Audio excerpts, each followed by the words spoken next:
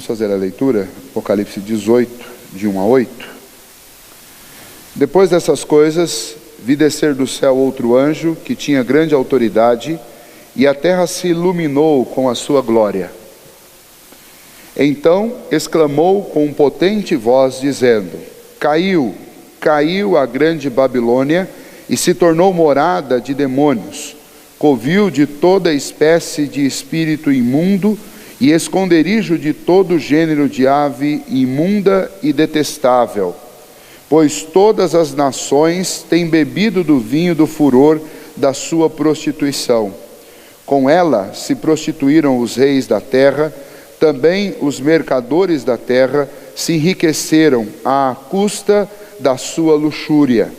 Ouvi outra voz do céu dizendo: Retirai-vos dela, povo meu, para não serdes cúmplices em seus pecados e para não praticardes dos seus flagelos, porque os seus pecados se acumularam até o céu, e Deus se lembrou dos atos iníquos que ela praticou. Dai-lhe em retribuição, como também ela retribuiu. Pagai-lhe em dobro segundo as suas obras, e no cálice em que ela misturou bebidas, misturai dobrado para ela. O quanto a si mesma se glorificou e viveu em luxúria, dai-lhe em igual medida tormento e pranto, porque diz consigo mesma: estou sentada como rainha, viúva não sou, pranto nunca hei de ver. Por isso, em um só dia sobrevirão os seus flagelos, morte, pranto e fome, e será consumida no fogo, porque poderoso é o Senhor Deus que a julgou. Vamos orar mais uma vez? Senhor nosso Deus, nós pedimos ao Senhor que nos ajude a ouvir e a entender, ó Deus, as orientações do Senhor para nós nesse texto. Pedimos que o Senhor nos ilumine com teu Santo Espírito, em nome de Jesus. Amém. Nós iniciamos com a leitura da epístola de 1 João, capítulo 2, dos versículos 15 a 17, exatamente porque é um texto que fala sobre o problema do amor ao mundo. E quando fala de mundo ali, está falando não da esfera da nossa existência, mas está falando do sistema mundano de viver. O capítulo 18, assim como nós já tínhamos falado, 17, 18 e 19, é o julgamento final. Ele trata destas ações de disciplina do Senhor que estão reservadas para os últimos dias e para o último dia na vinda do Senhor Jesus e no julgamento final. E o capítulo 18, então, ele anuncia a queda da grande Babilônia. Lembra que no capítulo 17 nós vimos o conto sobre duas cidades, a descrição dessas duas cidades, dois reinos: o reino da cidade santa, representada por Jerusalém, e o reino da Babilônia, representando todo mundo rebelado contra Deus. E nós estudamos lá o capítulo 17. O capítulo 17 já mostra, as características da Babilônia, a sua rebeldia, a sua autossuficiência, a sua tentativa de construir segurança e especialmente culto, se prostituindo com os prazeres dessa terra, com os poderes dessa terra. E então nós vimos bastante sobre essas marcas aí do que significa a Babilônia, a sua influência sobre o mundo, o seu domínio sobre a maneira de pensar das pessoas dos últimos dias. E depois, na segunda parte do capítulo 17, nós vimos uma profecia a respeito da derrota desse reino da Babilônia e do grande castigo que vem sobre eles. O capítulo 18 continua no mesmo tom, e agora que ele já descreveu o que é Babilônia aqui no texto de Apocalipse, o que é essa representação que ele cita, ele vai falar especialmente sobre o anúncio deste julgamento, desse juízo e da queda da Babilônia. Então, para nós voltarmos um pouquinho e tomarmos conhecimento do que está sendo dito, nós temos sempre que lembrar do que significa Babilônia. Especialmente, Babilônia começa lá com a situação de Babel, na história de Babel, voltando lá em Gênesis, no capítulo 6, a partir do capítulo 6, que nós estudamos sobre o homem se rebelando contra Deus. Por fim, surge uma cidade, né? E essa cidade é a representação de uma sociedade rebelada contra Deus, que tenta construir um caminho para Deus por si mesma. E aí surge a Torre de Babel, e depois Deus confunde as línguas ali, e os povos são divididos a partir dali. E desde então, esta palavra Babel, ela tem o significado de engano, embora na sua literalidade ela significa um caminho para Deus, aberto pelo próprio homem. E obviamente isso é um engano já. Então a palavra ela vem carregando isso. Quando você tem um império como o império da Babilônia, o nome Babilônia vem desse Babel, que é originário aqui em Gênesis, no começo de Gênesis. E desde então Babilônia se tornou um sinônimo de povo rebelado contra Deus, de povo pagão, de povo que tentava construir a sua segurança a respeito da eternidade, a respeito da vida após a morte, a respeito de ídolos, não no caminho oferecido pelo próprio Deus, mas num caminho oferecido pela própria Babilônia.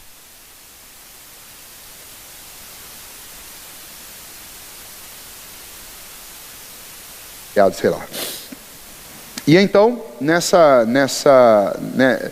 com essa história, o nome Babilônia, especialmente para os judeus e também para os cristãos no Novo Testamento, tem uma associação muito clara e muito óbvia com o sistema do mundo em oposição ao reino de Deus, aos cristãos, aqueles que buscam fazer a vontade de Deus, aqueles que seguem a Jesus. Então, quando João está falando de Babilônia, quando ele cita isso, alguns tentaram dizer que João estava simplesmente falando do Império Romano.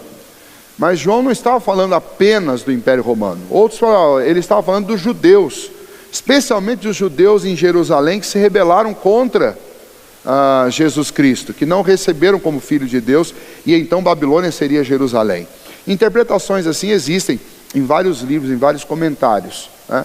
Mas o que é mais importante para nós é fugir um pouco desta tentativa de fechar uma questão do que é Babilônia aqui, porque para nós temos que tentar ler com a ótica e com a mentalidade de quem leu quando João escreveu. Quem leu quando João escreveu era cristão e estava sendo oprimido. Pouco importa se estava sendo oprimido pelos romanos ou se estava sendo oprimido pelos judeus.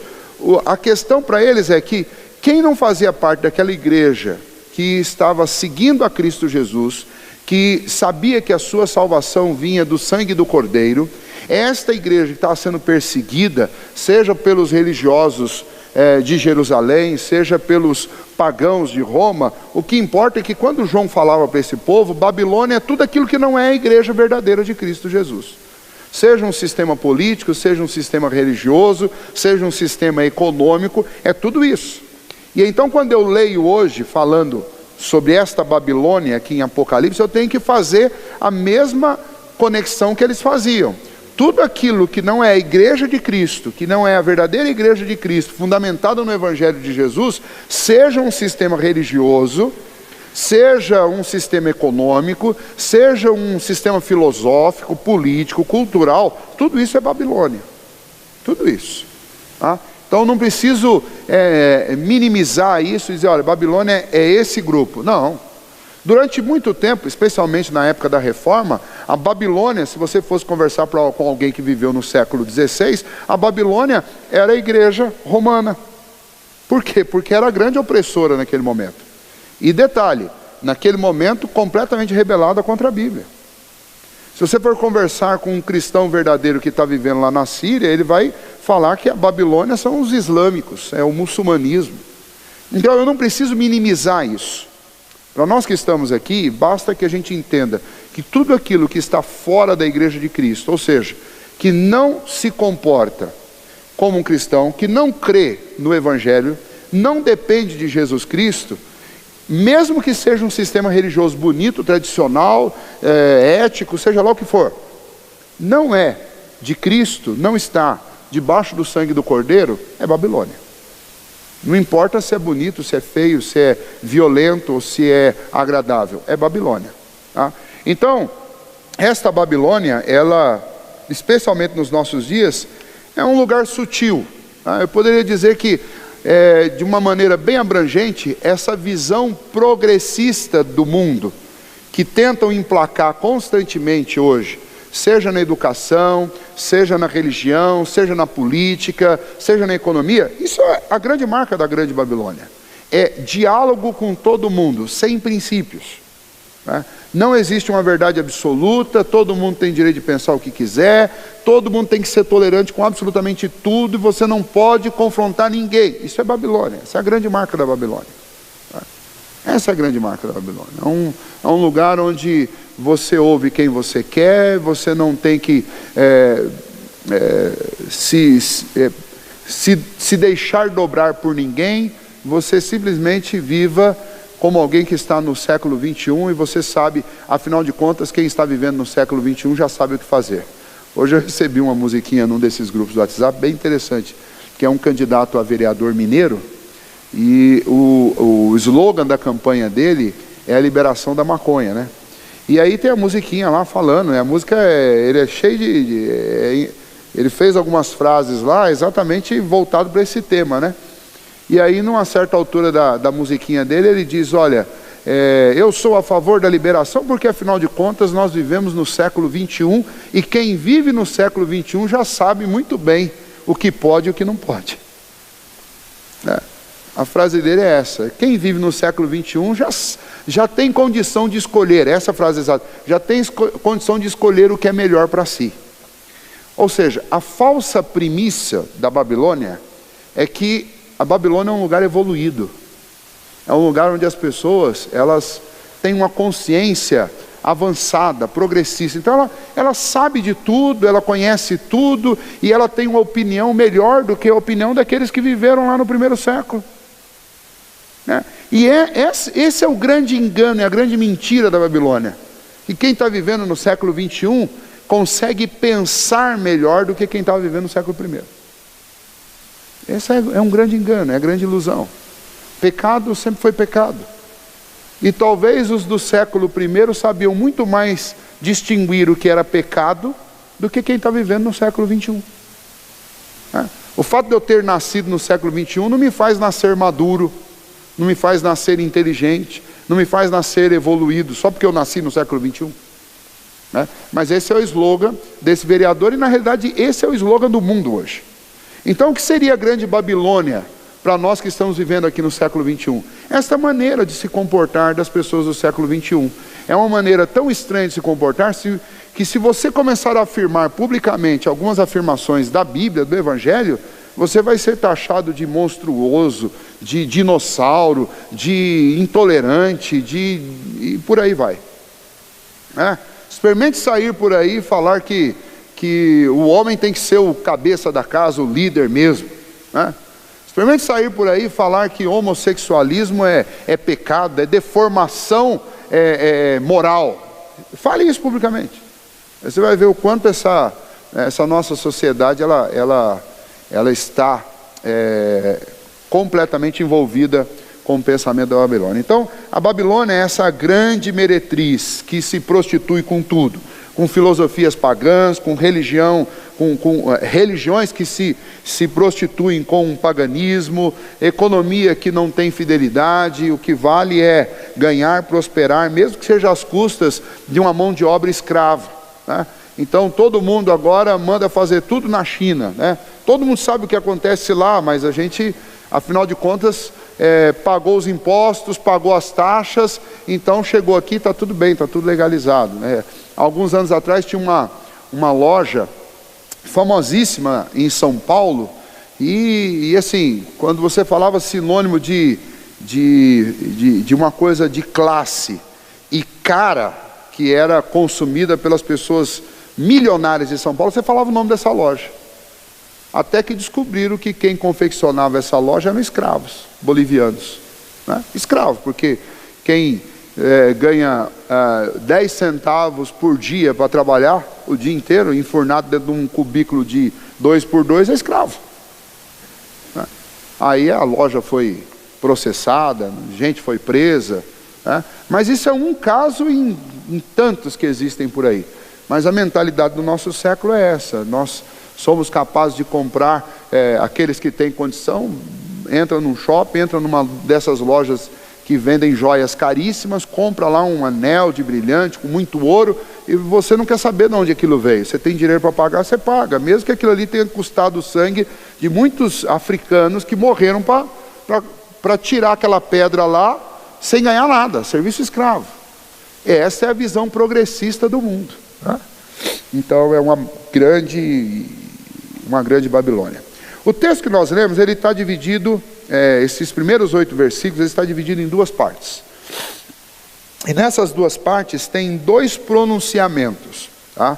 Então, contra essa Babilônia, no último dia, o Senhor tem um pronunciamento, primeiramente um pronunciamento de condenação para ela. Esse pronunciamento de condenação, não necessariamente ele tem que acontecer no último dia. Na realidade, esse pronunciamento foi feito através dessa profecia que o Senhor concedeu a João lá no 1º século. Ou seja, a condenação da Babilônia, de todo esse sistema, ela já foi proferida por Deus. É só uma questão de tempo. É igual quando o juiz dá uma sentença, é só uma questão de tempo até aquela sentença ser cumprida. Mas uma vez que ela foi dada, não tem como voltar atrás. No tribunal de Deus, no tribunal, no trono do Todo-Poderoso, não tem recurso. Não tem recurso. É uma sentença dada, é uma sentença realizada. Mesmo que ela ainda falte 100 anos para acontecer, mas ela é tão certa que ela vai acontecer, que ela pode inclusive ser descrita como uma coisa do passado, porque o Senhor fará com que ela seja cumprida. Então, João viu esse pronunciamento e relatou para nós, esse pronunciamento de condenação contra a Babilônia. É o que está aí nesses 3 primeiros versículos. Deus fez isso através de um anjo, que eu acredito que nesta visão aqui, novamente esse anjo seja uma representação celestial de Cristo. E então o texto diz: depois destas coisas, vi descer do céu outro anjo, que tinha grande autoridade. Isso nos faz pensar que ele está falando do próprio Senhor Jesus. E a terra se iluminou com a sua glória. Quem tem glória é o Pai, o Filho e o Espírito. Então esse anjo, é muito provável que a referência que João está citando aqui é o próprio Senhor Jesus. A terra se iluminou com a sua glória. E versículo 2: então exclamou com potente voz, dizendo: caiu a grande Babilônia, e se tornou morada de demônios, covil de toda espécie de espírito imundo, e esconderijo de todo gênero de ave imunda e detestável, pois todas as nações têm bebido do vinho do furor da sua prostituição. Com ela se prostituíram os reis da terra, também os mercadores da terra se enriqueceram às custas da sua luxúria. Então, a queda da Babilônia, ela é demonstrada nesses 3 versículos como um fato consumado por Deus. Tudo o que vem acontecendo no sistema econômico do mundo, na moralidade, na filosofia, na cultura do mundo, que é cada vez pior, só comprova o que esse texto já diz. Este mundo, esse sistema de viver pagão, ele está condenado, ele está sentenciado. O próprio Deus já o sentenciou. Eu ainda não tive este quadro que é pintado aqui por João, porque eu acredito com bastante segurança que esse quadro aqui é o quadro do último dia. Mas quando o Senhor Jesus proferir essas palavras nas alturas, ele já profere essas palavras no tempo passado, ou seja, caiu, já caiu. Quando o Senhor Jesus aparece nos ares, sobre as nuvens, com poder e grande glória, a sua glória ilumina toda a terra, este mundo já está completamente falido, quebrado e caído, destruído, destroçado. Até porque o ato final, como nós vimos no capítulo 17, o ato final dessa Babilônia é a perseguição final e última e sanguinária contra os cristãos. O ato final é que essa Babilônia vai beber o sangue dos santos. Ou seja, isso significa que o último grande ato desta Babilônia caída é a caça sanguinária, é a perseguição final contra a igreja do Senhor Jesus. Depois dessas coisas, tem a vitória final do Cordeiro, que é também descrita no capítulo 17, e aqui novamente descrita, mas num outro quadro. João está mostrando um outro quadro, ele está mostrando o anjo descendo, e este anjo com autoridade que ilumina toda a terra só pode ser o Senhor Jesus no último dia, e quando ele abre a sua boca, ele profere: caiu, caiu, não existe mais. É a grande derrocada dessa grande Babilônia, que, conforme ele vai descrevendo aqui, virou morada de demônios, covil de chacais, ou seja, a ideia de um mundo apodrecido, destruído e que não tem mais nada de vida, só estão lá os animais que se alimentam de coisa podre, só estão lá as aves imundas. Ele está falando aqui dessas que a gente conhece aí, que vivem de carniça. Só estão lá os demônios, só estão aqueles que estão mortos, e é a ideia do mundo onde não tem mais a presença da igreja. Por isso que eu acredito que essa cena aqui é a cena do último dia, porque a igreja do Senhor Jesus vai ser arrebatada. Aqueles que são de Cristo serão ressuscitados, e no abrir e fechar de olhos estarão com Ele. Os que estiverem vivos serão transformados. Quem que vai restar aqui? Os ímpios, a Babilônia caída, os demônios, aqueles que vão receber a sentença final e última de condenação do Senhor Jesus.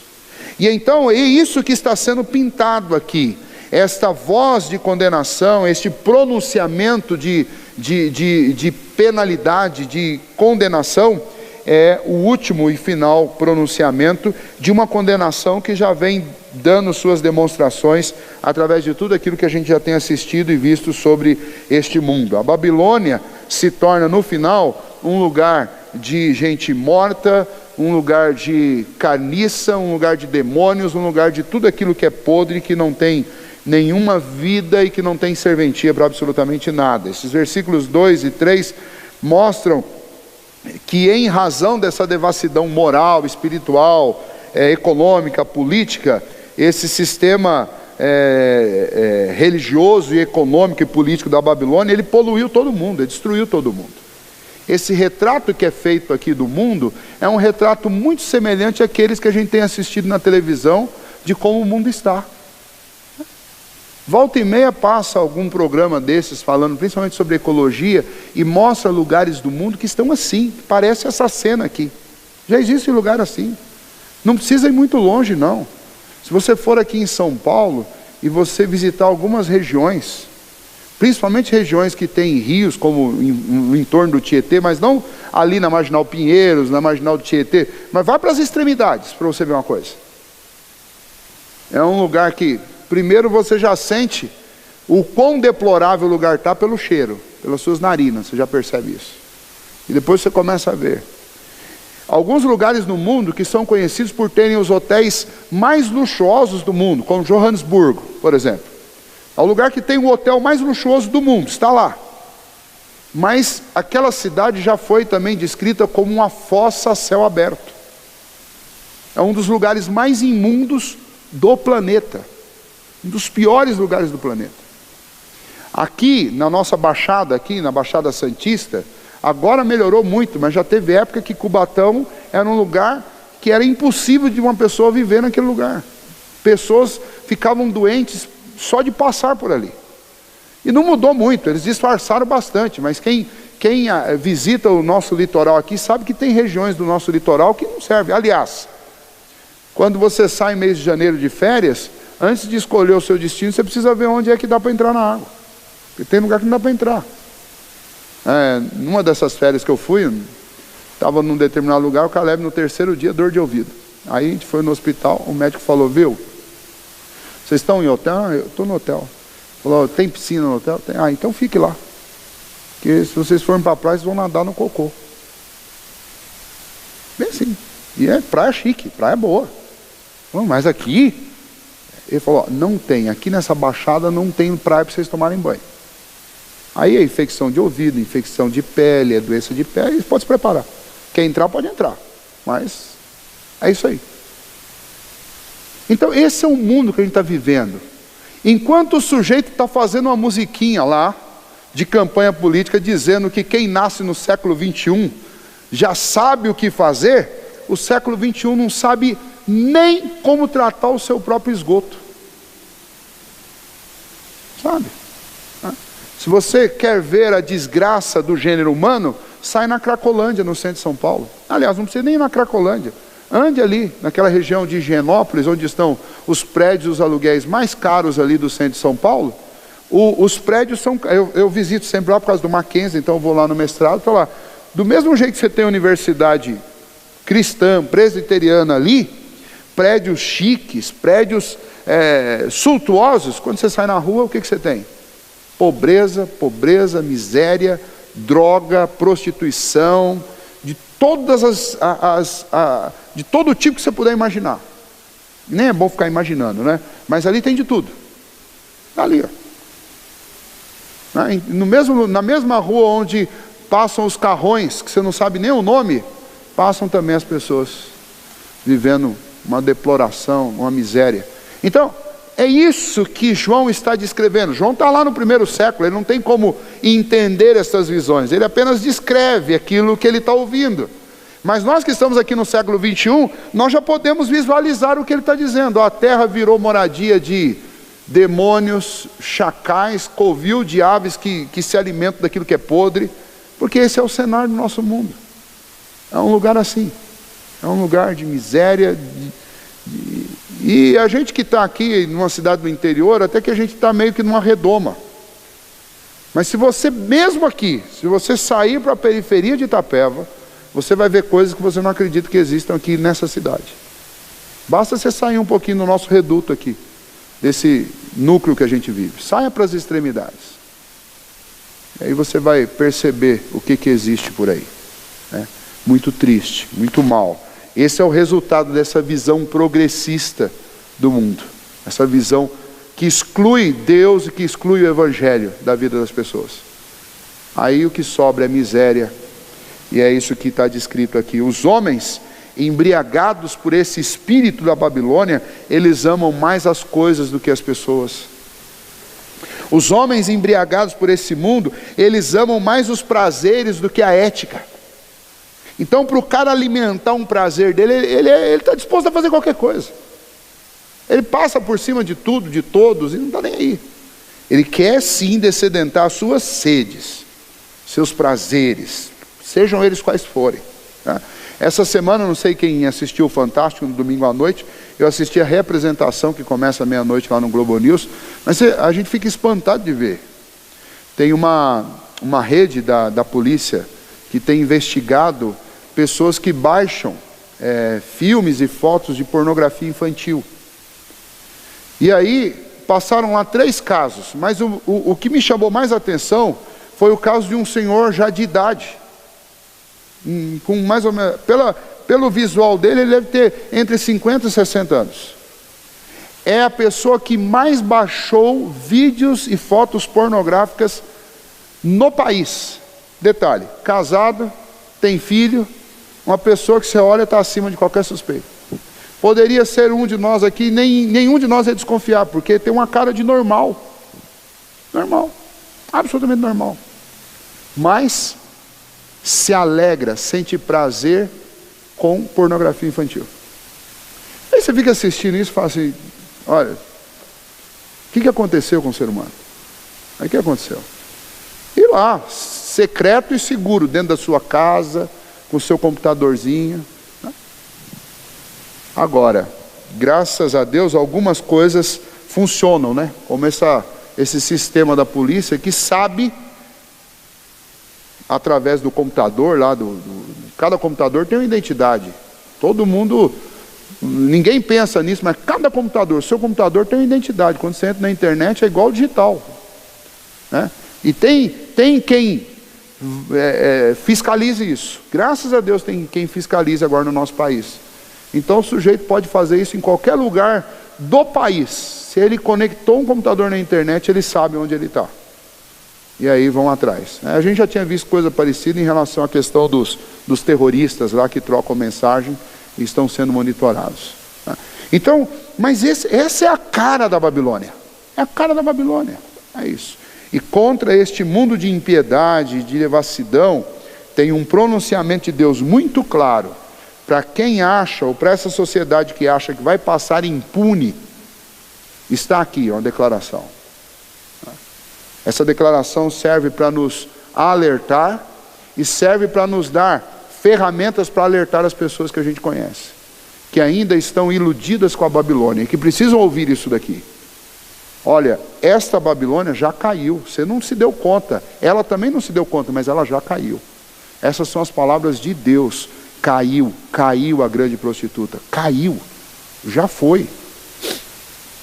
Numa linguagem dos nossos dias, né, quando um bandido chega aí, está disposto a matar alguém, ele vai lá e fala, né, a gente vê isso, né, nessas coisas, nesses vídeos policiais, perdeu, a casa caiu, ou perdeu. É essa a linguagem que João está usando, é uma linguagem bem popular para dizer, caiu, acabou. Então quem ainda está aí todo iludido com a visão do mundo progressista, caiu. Já era. É apenas uma questão de tempo até o Senhor fazer cumprir o seu decreto. Agora, a segunda parte desse texto é uma parte que tem muito a ver conosco, com a igreja. A segunda parte, que está aí do versículo 4 ao versículo 8, nós temos um pronunciamento, que é um pronunciamento dirigido ao povo de Deus. É interessante que quando João teve a visão, já havia um pronunciamento de condenação para a Babilônia, mas isso foi, há pelo menos 2000 anos atrás. O pronunciamento já foi dado, o decreto já foi dado, é apenas uma questão de tempo até que isso se cumpra. Mas enquanto esse tempo passa, do pronunciamento do decreto, até o dia do cumprimento do decreto, Deus tem um pronunciamento para a igreja também. E qual é esse pronunciamento? É o pronunciamento da separação. É a ordem para separar da Babilônia. Separar. Parar de flertar com a Babilônia. Manter distância da Babilônia.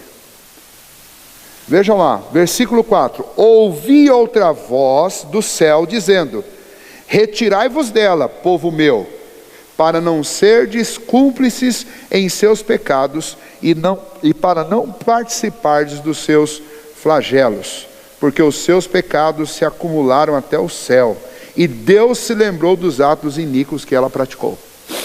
Então vejam só, a ordem de Deus para a igreja é que ela saia do sistema do mundo. É que ela saia. Parece meio utópico você dizer isso, porque, pastor, não tem jeito, a gente trabalha nessa sociedade, a gente estuda nessa sociedade, a gente convive, transita dentro dessa sociedade. E aí eu vou usar uma frase, não sei quantos já ouviram: o problema não é o barco estar sobre a água, o problema é a água estar sobre o barco. O problema não é a água estar sobre o barco, o problema é o barco estar sobre a água. Não tem jeito, nós aqui somos como barquinhos navegantes nesse sistema mesmo, nós estamos aqui em cima. O que eu não posso deixar é que essas coisas se invertam. Eu não posso deixar essa água encher o meu barco. Aí realmente a coisa. Então o apelo desse texto é que a igreja, ela pode transitar dentro desse sistema do mundo, chamado aqui por João de Babilônia, mas ela não pode se encher dele, ela não pode se alimentar dele, ela não pode se apaixonar por ele. Fala, João.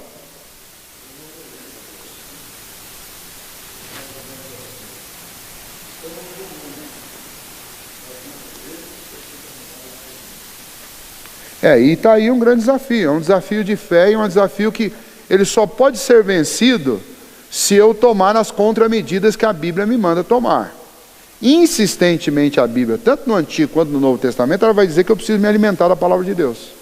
Eu preciso me alimentar da palavra de Deus, eu preciso pensar nas coisas de Deus, eu preciso esperar pelas coisas de Deus, eu preciso ter o meu coração absolutamente convencido de que o meu futuro, o meu conforto, a minha paz, a minha satisfação só pode vir de Deus, ou nesse tempo ou no futuro, conforme Deus quiser, mas só pode vir dele.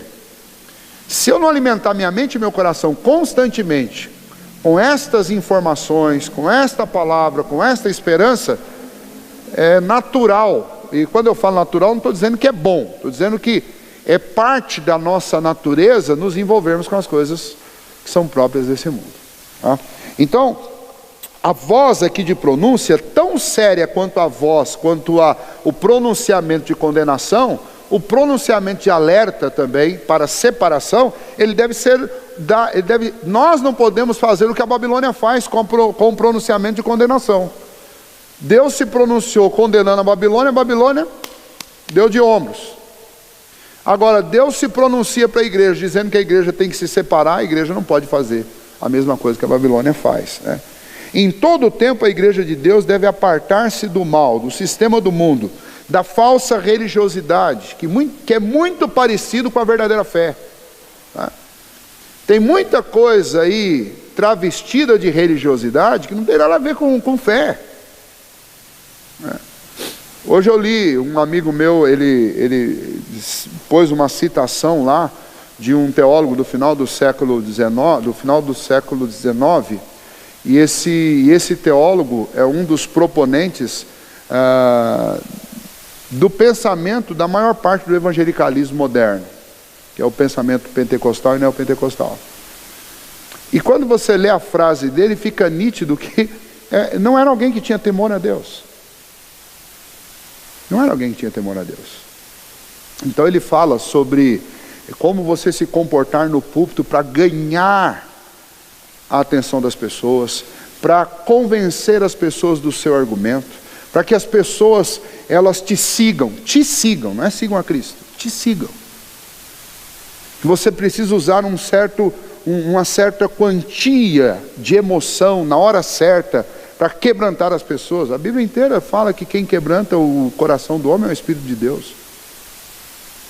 Ou seja, o grande expoente dessa teologia pentecostal e neopentecostal é um sujeito que ensinava humanismo.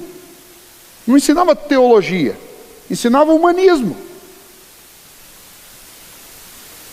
E ensinou uma religiosidade que se baseia em coisas que são completamente humanas. Decisões humanas, emoções humanas, expressões externas de espiritualidade que nem sempre são reais. Às vezes no coração do cara não tem nada de espiritualidade, mas ele é um bom ator. E se tem uma coisa que o ser humano é bom em fazer, é fingir. O ser humano já nasce especialista nisso, né? Seu filho, quando não quer ir na escola, mas ele sabe fingir tão bem que ele está doente, que ele está indisposto. Quem ensinou para ele isso? Ninguém precisou ensinar. Já nasce sabendo. Isso faz parte dessa natureza corrompida nossa. Então, nós vivemos numa sociedade que João chama ela aqui de Babilônia, e o Senhor se pronunciou, vocês precisam tomar cuidado, precisam se separar dela. E não se iludam com religiosidade, porque muito da Babilônia está exatamente dentro da religiosidade. Tem muita religião aí travestida de religião, mas na realidade é paganismo. Qualquer religião que Cristo não seja o centro é paganismo. A religião que o pastor é o centro é paganismo. A religião que o templo é o centro é paganismo. A religião que você é o centro é paganismo. Paganismo. E a igreja, ela se desviou, quando a igreja começou, os primeiros séculos da igreja, ela se desviou de uma forma muito sutil. Foi na tentativa de ser generoso com aqueles que se dispunham a trabalhar pela igreja, que levantaram a parte da frente da igreja para que eles ficassem numa posição mais alta, né? Nós temos aqui ainda hoje, mas eu faço questão de dividir o domingo e ficar uma parte aqui embaixo.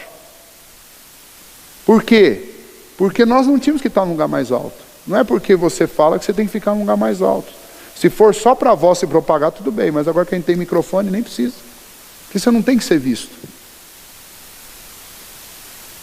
Mas criou-se o clérigo, foi criado. E para que foi criado o clérigo? Por que foi criado esta ala da igreja? Foi criado por causa do orgulho humano. Foi criado para dar glória para quem não merece glória. Foi criado para desviar a glória que era de Cristo e que acabou sendo transferida aos homens. Por que um homem tem que sentar num trono? Por que uma igreja tem que ser revestida com ouro? Por que as roupas do sacerdote têm que ter filete de ouro?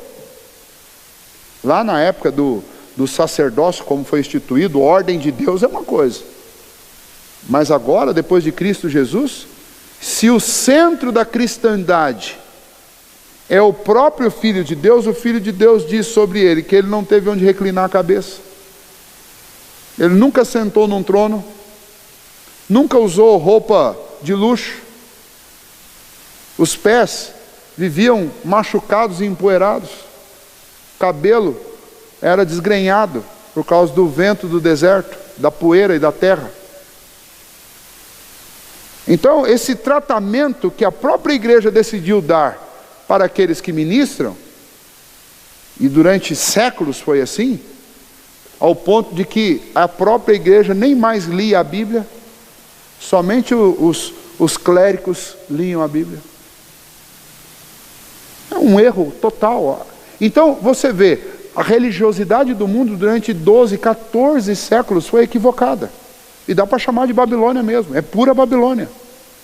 Graças a Deus, um remanescente, mesmo no meio de tanto engano, permaneceu fiel. E hoje nós vivemos o mesmo mar de engano. Então tem glória dada a músico, tem glória dada Agora tem um cidadão aí, eu falo gordo, esses dias eu falei gordo, aí o cara, pai, você está meio preconceituoso, você fica chamando os outros de gordo. Falei, olha, agora eu estou quase podendo, né? Ele não é preconceito, é mania mesmo de falar. Mas tem um gordão aí, junto com a esposa dele, que criou um trono, tem uma coroa gigante, e ele é o apóstolo que tem a ordem sacerdotal, e ele se acha no direito de sentar num trono. Ele sorteia carro no meio do culto para atrair crente. E faz esses absurdos aí, essas coisas horrorosas, não passa de Babilônia. Não viu essa ainda? No Brasil. Depois eu não vou passar aqui, porque senão vai ficar na internet eu fazendo propaganda do cidadão. Depois eu te falo o nome, você acessa na internet. E aí, todo mês ele sorteia carro lá, é o jeito de atrair o povo, né? Aí, para mostrar humildade, um dia ele vai com a roupa feita de saco, né? Vai com a roupa feita de saco, mas ele é o cara, né? O cara, foi ungido para fazer proeza, né? Mas ele vai com a roupa de saco, mas ele vai para a igreja dentro de uma, como é que é o nome lá daquela, no limousine, né? Chega de limousine na igreja com motorista particular, vai vestido de saco, para mostrar que ele é humilde, né? É grande Babilônia, grande Babilônia. E aí, não vamos ficar falando só dos outros, né? Às vezes nós mesmos fazemos essas coisas, né? Às vezes a gente quer dar um tratamento equivocado. A glória tem que ser sempre de Cristo. Eu não tenho que receber glória nenhuma, muito pelo contrário. A Bíblia diz que aquele que ensina é muito mais cobrado. Eu tenho que ser cobrado, tá? Ficar com o meu pezinho no meu devido lugar, né? Porque eu não sou mais do que ninguém. Muito pelo contrário. Se eu estou aqui trabalhando, significa que eu estou servindo, eu sou servo. E é assim que eu tenho que me comportar. E cada um de nós precisa aprender com o exemplo de Jesus. Então, o que é um sistema religioso que pode ser chamado de babilônico? Qualquer sistema de religioso que Cristo não for o centro, é babilônico. Eu já convivi dentro de comunidades que tinha lá uma irmãzinha que orava. A fala dessa irmãzinha era mais poderosa do que qualquer outra coisa. A fala dela era mais importante do que está escrito na Bíblia. Se ela falasse, ai, ai, ai. Por quê? Porque a irmã é poderosa na oração, o que ela fala acontece. Então o povo, ao invés de ler a Bíblia, não, marcava uma consulta lá com a irmã. Eu falei, gente, não tem diferença da mãe de Ná. É a mesma coisa. Vocês estão tratando ela como uma vidente. Aí as pessoas na igreja morriam de medo. Não, olha, não, se a irmã falar, Então a coisa mais fácil do pastor para lidar com os problemas da igreja, em vez dele falar com a igreja, é falar: senhora, por favor, dá uma dica para o povo aí, para o povo chegar no horário na igreja. Todo mundo chegar no horário certinho. Por quê? Porque todo mundo tinha medo da irmãzinha que orava e fazia milagre. E Deus revelava as coisas para a irmã. Então a irmã era poderosa. Ou seja, esse sistema religioso, por mais piedoso que ele pareça, é Babilônia. É anticristianismo. Por quê? Porque Cristo deixou de ser o centro. E a irmãzinha que orava muito e tinha revelação passou a ser o centro dessa religião. Ao invés de Cristo ser glorificado, a glória era da irmãzinha. E a gente tem, esses exemplos estão por toda parte, né? Esses exemplos, eles são muito comuns hoje em dia, tá? E nós temos que tomar cuidado. A palavra de Deus, ela tem que ser o meu alimento. E a glória tem que ser sempre de Cristo. E todos aqueles que fazem parte da igreja, seja pastor, presbítero, diácono, membro, líder de sociedade interna, seja qual for, deve a mesma adoração e o mesmo culto ao Senhor Jesus, e não pode receber de ninguém adoração, porque os 10 mandamentos, eles são muito claros, especialmente os primeiros: adorarás somente ao Senhor teu Deus, só a Ele darás culto, não farás para ti imagem de semelhança. Não, imagina, pastor, esse negócio de adorar santo, eu não adoro isso aí não. Mas às vezes adoro uma pessoa. Adoro uma pessoa de tal maneira que está dando culto àquela pessoa. Então, cuidado. Isso é marca da Babilônia. E o Senhor Jesus diz que nós devemos, e este é o pronunciamento, nós devemos nos separar da Babilônia. Então lembre que a Babilônia não é apenas aquilo que está lá, muito claro, escancarado, em oposição a Deus. Às vezes a Babilônia é um próprio sistema religioso com o qual você está envolvido. Pode ser uma Babilônia. Por isso que o Novo Testamento insiste, inclusive, que nós devemos sempre testar os espíritos. O que significa testar os espíritos? Nós precisamos avaliar o que está por trás do que está sendo dito. Eu tenho que conferir se o que está sendo pregado, se o que está sendo ensinado está na Bíblia mesmo. Se é essa fonte, qual a intenção por trás de falar dessas coisas? A fé cristã, ela não é uma coisa cega, ela é racional, ela é argumentativa, tem que ter argumento, tem que ser contra-argumentado. Está na dúvida, levanta a mão e pergunta: mas não está claro, eu quero entender isso, por que é assim? A igreja é assim, a igreja de Cristo Jesus, a genuína igreja de Cristo Jesus, é essa igreja, que ela acredita naquilo que é provado na palavra de Deus. Porque se a palavra de Deus é a minha única regra de fé e prática, não é a palavra do pastor, do presbítero, do diácono, da irmãzinha, é a palavra de Deus. Se o pastor, o diácono, o presbítero, a irmãzinha falar a palavra de Deus, ok, beleza. E a glória continua sendo de Cristo. Mas se não falar a palavra, eu não vou ficar, porque é o pastor, eu tenho que ensinar. Não, vou ficar com a palavra de Deus. Então cuidado, que a Babilônia, ela não está delineada por uma linha geográfica. A Babilônia, ela está espalhada por todo o mundo, em todos os lugares. Você pode encontrar uma expressão dessa Babilônia. É por isso que a gente não pode simplesmente chegar para os filhos e falar: filho, ó, eu não quero que você vá em tal lugar, você está proibido de ir em tal lugar, ou em tal lugar, ou em tal lugar. Eu vi muito isso, eu mesmo cresci num sistema que proibia: ó, não, você não pode nem passar na frente. Eu lembro na cidadezinha que eu cresci, quando eu tinha, acho que devia ter uns 9 anos de idade, lá em Rondônia, tinha uma única discoteca na cidade. Eu lembro até hoje a fachada, tinha um luminoso, bem mequetrefe, porque luminoso lá em Rondônia, aqueles que tinham uma luzinha neon por dentro, aquele negócio é uma coisa de outro mundo, aquilo era a última tecnologia, né?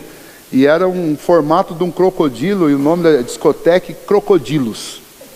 Mas meu pai não queria que eu passasse nem na mesma calçada. Ele falou: quando chegar lá, você passe do outro lado, porque eu não quero ninguém nem vendo você passando na frente daquele negócio. E eu tinha só 9 anos de idade. E na época, tinha um negócio da matinê, que era para criançada, né?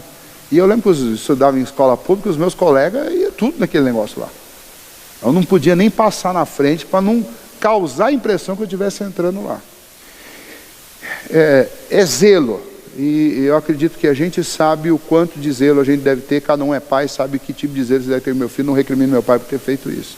Mas às vezes a gente tem a impressão de que o mal está setorizado, está localizado. O mal não está localizado, não está setorizado. A Babilônia, ela está em todos os lugares. Mal sabia o meu pai que lá na faixa de 11, 12 anos, a gente saía do culto uns 15 minutos antes de acabar. Os meninos, já adolescente e pré-adolescente, saíam para encontrar com as meninas atrás dos carros. Mas a gente estava na igreja. Quem vai desconfiar que a gurizada de 12 anos na igreja sai do culto 10 minutos antes de acabar para dar uns beijinhos? Imagina, estar na igreja. Isso é coisa que acontece lá na discoteca, não na igreja. Então essa ideia de achar que o mal, a Babilônia está setor, a Babilônia está lá, então eu não vou lá. Não, a Babilônia, ela está batendo na porta da sua casa o tempo inteiro. Naquela época não tinha nem internet, nem televisão. Tinha uma televisão preto e branco e era um único canal e tinha hora do dia que nem pegava. A Babilônia está por todos os lugares. Então quando a Bíblia diz que nós não devemos amar o mundo, nem as coisas que existem no mundo, porque o amor do mundo não é o amor do Pai, o amor do Pai não está no amor do mundo. Quando eu amo as coisas do mundo, eu não amo Deus. Quando eu estou me deixando apaixonar e me envolver com as coisas do mundo, eu estou me afastando de Deus. Quando a Bíblia fala sobre isso, quando João fala sobre isso, quando Apocalipse cita este pronunciamento, é porque esse assunto é o assunto da mais alta seriedade. Eu preciso cuidar da minha vida, da minha casa, dos meus filhos, do meu cônjuge, do que entra, do que sai, do que nós conversamos, dos assuntos, do que a gente assiste, do que a gente lê. Por quê? Porque a Babilônia é sutil e ela está por todos os lugares. Eu preciso cuidar da minha igreja, eu preciso cuidar do que é dito, do que é ensinado. Eu preciso cuidar do material didático, porque a Babilônia ela entra em forma de religião, ela entra em forma de economia, ela entra em forma de política. Tem vários sistemas políticos, várias ideologias defendidas por partidos políticos que são anticristãs. Especialmente numa época como agora, que a gente está vivendo um período de campanha, vale a pena você parar e investigar o partido que você está votando. Porque pode até ser que o seu candidato a vereador nem ele saiba, mas de repente ele está cadastrado num partido que defende coisas que vão completamente na contramão do que nós como cristãos acreditamos. E hoje não, mas lá na frente ele pode ter que votar uma lei contra você que é crente. E aí nessa hora ele não vai poder votar sozinho, ele vai ter que votar com o partido mesmo que ele não concorde. Como aconteceu, nós vimos recentemente na Câmara dos Deputados e no Senado. E alguns partidos ainda, nós vamos liberar os nossos representantes para votar como querem, mas a maioria não faz isso. Fala assim, o nosso partido vota assim, e ponto final. Tem que seguir a orientação do partido. Tá? Então, nós precisamos considerar isso. A Babilônia, ela não está situada geograficamente, ela está espalhada dentro de igreja, dentro de escola, dentro de sistema econômico, dentro de empresa, dentro de política, ela está por todos os lugares. Deus não apenas ordena que a igreja saia da Babilônia, mas Ele dá as razões. Tá? Tem aí algumas. Primeiro, para que a igreja não se torne cúmplice dos seus pecados. Né? Quando a igreja se envolve com a Babilônia, ela necessariamente vai começar a justificar o que a Babilônia faz. Vai ter que justificar. Então, isso é para a gente pensar. Quando eu não me separo, mais cedo ou mais tarde eu vou ser considerado cúmplice. É igual aquele pai que tem um filho, aí o pai sabe que o filho está fazendo coisa errada, mas o pai não toma providência. Um dia o filho vai fazer uma coisa tão ruim, e principalmente se for de menor, o pai vai ser chamado. Se for de menor, o pai é responsável. Se for de maior, o pai é cúmplice. De um jeito ou de outro, o pai dança junto. E o que Deus está falando aqui é exatamente isso. A igreja, ela se torna cúmplice quando ela não se separa. E olha, se eu não quero ser cúmplice de ninguém nos tribunais terrenos, imagina o tribunal de Deus. Segundo, para que a igreja não participe dos flagelos que sobrevirão à Babilônia. Babilônia vai pagar, aliás, já está pagando.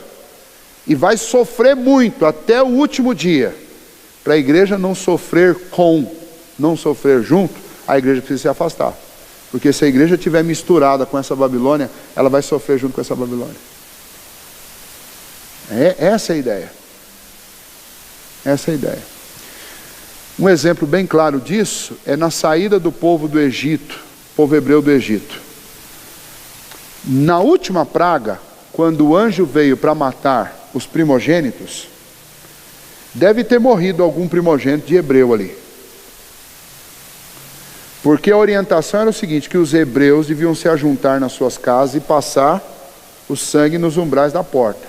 Porque mesmo que fosse filho de hebreu que tivesse fora daquelas portas cobertas com sangue, ia morrer. E vocês têm dúvida que alguém não desobedeceu? Eu não tenho dúvida. O ser humano sempre foi ser humano. Por quê?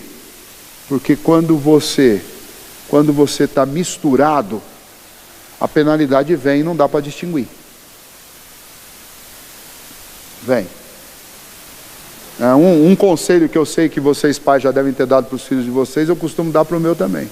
Fala assim, cuidado com quem você anda, porque na hora que pegar o bolo, não adianta você falar, não, mas eu não sou. Como não é? Você está no meio. Lá em São Paulo a gente tem a casa do tio da Cibele, tem uns vizinhos lá que são, a gurizada cresceu tudo junto, né, com os primos da Cibele. Tem um deles que passou 1 ano e, se eu não me engano, 1 ano e 8 meses preso. Por quê? Estava num carro com mais 3 colegas. E ele realmente, eu acredito, até pela convivência que a gente tinha, ele realmente não estava levando nada. Mas os outros três estavam traficando êxtase. E algumas outras coisas lá. E ele não estava. Mas estava no meio porque era aniversário de um dos 3, um dos 4, e eles saíram para comemorar. Contra a vontade da mãe que tinha dito, não quero que você ande com esse pessoal, não quero que você ande, aqui na rua é uma coisa, sair de carro com eles é outra. Mas dito e feito. E aí como é que você prova que ele estava ali no meio e não faz parte? Nem a família durante muito tempo não acreditou, demorou. Imagina a gente que é conhecido assim, não de próximo, conhecido distante. Quando eu ouvi essa história a primeira vez, eu falei, para cima de mim que ele não está envolvido. Acho que está. Por fim, acabou se provando que ele realmente não estava. Os outros 3, em algum momento, acabaram dizendo e falando, realmente ele não estava e tal. E a história dele se confirmou. Mas até isso daí ser julgado, passar por tudo, 1 ano e 8 meses de cana. Vendo todo tipo de coisa absurda que vocês podem imaginar que alguém vê na cadeia. Vivenciando. A cabeça do moleque, os pais, que eram classe média, gastaram tudo. A última coisa que eles venderam foi a casa. Para pagar os melhores advogados, para pagar um monte de coisa, para conseguir tirar o filho de lá. Eles não moram lá mais nessa região. Mas é aquele negócio, você tem uma frase que eu ouvi esses dias, não basta ser mulher de César, tem que parecer mulher de César. Não sei quem foi que disse essa frase, mas eu gostei dela. Não basta ser cristão, tem que parecer cristão. Não basta você ser de Cristo, você tem que parecer ser de Cristo. Então a gente tem que tomar muito cuidado com esse contato nosso com a Babilônia. Não estou dizendo que vocês não tenham, que nós não tenhamos que ter amigos não cristãos, não é esse o ponto. Mas a gente tem que conseguir fazer com que o barquinho fique por cima d'água e não a água por cima do barquinho. De alguma maneira a gente tem que fazer isso. E tem que tomar todo o cuidado do mundo para que a gente não se torne cúmplices com eles. Porque uma coisa é ser pego pela polícia e contratar um advogado, passar por um tribunal, 1 ano e 8 meses. Outra coisa é o tribunal de Deus. Outra coisa é o tribunal de Deus. C, por que a igreja precisa se separar do mundo? Porque para que a igreja entenda quais são os critérios do julgamento divino. O Senhor vai julgar orgulho, o Senhor vai julgar aqueles que tentam dar culto ao prazer. Você pode olhar no versículo 7, a igreja não pode, a igreja não é assim. Então, duas coisas que estão presentes na Babilônia: o orgulho de achar que ela não precisa de Deus, e segundo, viver tão somente para realizar os seus próprios prazeres. A igreja tem que se separar da Babilônia, porque se ela não se separar, mais cedo ou mais tarde, a igreja se torna orgulhosa. E a igreja vai aprender a satisfazer os seus prazeres carnais, como é próprio daqueles que vivem na Babilônia. Então, duas coisas são muito comuns, não importa o tipo de pecado. Pode ser pecado na área financeira, pode ser pecado na área de fidelidade conjugal, na área do sexo, fornicação, seja lá o que for. Sempre por trás do pecado tem duas coisas: o orgulho de achar que você pode, que você é dono de si, que você tem o direito, né? O orgulho de achar que ninguém vai descobrir, ninguém vai me pegar, ninguém vai saber. O orgulho de achar que você não tem que dar satisfação a Deus. E a segunda coisa é uma fome insaciável de descedentar, de realizar os seus prazeres carnais. Que é isso que ele está citando aqui. Por que a igreja tem que se separar do mundo? Porque ela vai, se ela não se separar, ela vai aprender a se comportar como o mundo, com orgulho e com essa fome de prazeres, esse desejo de extravasar os seus prazeres. E o resultado disso daí é essa mesma sentença que é dada para a Babilônia. Então são dois pronunciamentos para nós aqui hoje. Primeiro é um pronunciamento de condenação contra a Babilônia, e depois um pronunciamento de alerta contra a igreja, ou para a igreja, para que a igreja se separe do mundo. E nós lemos lá no início, 1 João capítulo 2, de 15 a 17, né? Falando: olha, não ame o mundo, e não ame as coisas que há no mundo, porque se você amar o mundo, o amor de Deus não está em você. E essa é a matemática de João, é bem simples. Você só consegue ter um Senhor. Ou o seu Senhor é a Babilônia, ou o seu Senhor é Jesus. Você não consegue servir a dois senhores. Ou você vai aborrecer um, ou você vai aborrecer o outro. Mas você não vai ter dois senhores nunca, né? Então cuidado com a Babilônia. E guarde sempre essa frase: a Babilônia não está delimitada geograficamente. A Babilônia pode estar dentro da minha casa, né? Quando eu ligo a televisão, por exemplo, eu estou assistindo a vida na Babilônia. É isso que eu estou assistindo. Quando eu entro na internet, eu estou viajando na Babilônia. É isso. E aí eu preciso lembrar, usando as frases que nós citamos aqui hoje, eu preciso lembrar que como um cristão, eu sou como um barco. O barco tem que estar sobre a água, não a água sobre o barco. Porque o dia que a água estiver sobre o barco, aí afundou-se o meu cristianismo. Que Deus nos ajude a guardar isso. Esta Babilônia, por mais que ela brilhe hoje, ela está condenada, ela vai afundar. Caiu a Babilônia. E você que é um cristão, nós somos cristãos, nós vamos nos separar dela. E ela pode estar presente em qualquer lugar, mesmo dentro de uma igreja. Sempre que o orgulho prevalecer e os prazeres da carne prevalecer, você está no meio da Babilônia. E eu tenho que tomar cuidado para que eu não seja cúmplice, para que eu não faça as mesmas coisas que ela, para que eu não vá sofrer lá na frente os mesmos flagelos que quem está na Babilônia vai sofrer. Que Deus nos ajude, que Ele nos guarde e nos livre, né? Que só pela misericórdia dEle, pela ação do Espírito Santo na nossa vida e nos alimentando com a palavra de Deus, a gente pode resistir. Porque os dias são maus, já eram maus desde os dias dos apóstolos. Imagine o que eles diriam se eles estivessem aqui hoje, neste século 21, onde todo mundo agora tem a condição de escolher o que é certo e o que é errado. Lamentável, né? Triste, né? Quando Jesus se dirigiu lá à igreja de... como é que é o nome? Laodiceia. Jesus disse: vocês se acham ricos, né? Visionários, com luxo, com tudo que vocês têm. E aí o próprio Jesus disse: mas eu acho de vocês que vocês são cegos, pobres e estão nus.